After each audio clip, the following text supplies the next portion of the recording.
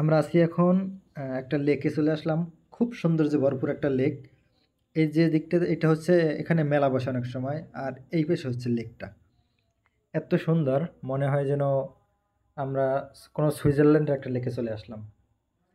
এটা হচ্ছে পায়াং শাহ বান্ডার মানে এটা শাহ শহর শহরটার নাম শাহ শহর। এটা হচ্ছে তেরেঙ্গানু। এই যে লেকটা এত পরিমাণ সুন্দর,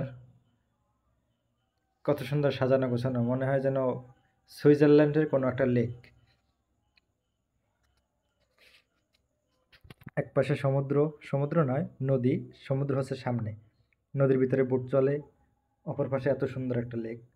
আর এত সুন্দর সুন্দর মানে ছবি তোলার জন্য জায়গা করে রাখছে, বসার জন্য, প্রাকৃতিক সৌন্দর্যটা উপভোগ করার জন্য তারা ব্যবস্থা করে রাখছে। আর এই যে গাছ, এগুলো লাগাইছে কারা? কারা লাগাইতে পারে মনে করেন? দেখেন তো, ওই যে সামনে যেগুলো দেখতেছেন ওগুলো হচ্ছে ছবি তোলার জন্য ব্যবস্থা করে রাখছে তারা, যে আপনি আসলে এখানে ছবি তুলবেন এই জন্য ব্যবস্থা করে রাখছে। ময়লা ফেলানোর জন্য যাবতীয় সব কিছুর ব্যবস্থা এখানে আছে।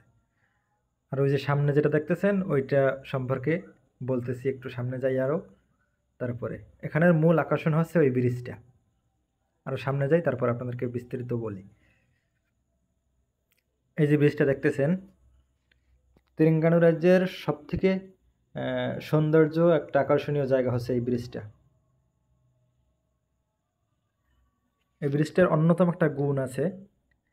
সেই গুণটা হচ্ছে যখন কোনো এখান থেকে কোনো জাহাজ আসে, কার্গো আসে, তখন আমি জুম করে আপনাদেরকে একটু দেখানোর চেষ্টা করি।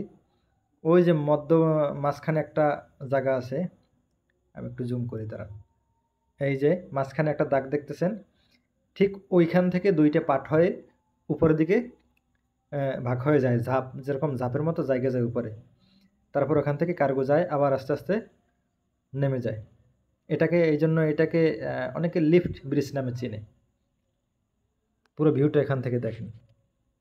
ব্রিজটার সৌন্দর্যই হচ্ছে এটা, যে কোনো কার্গো জাহাজ আসলে আস্তে জায়গা যায় উপরের দিকে। এই হচ্ছে সম্পূর্ণ ভিউটা।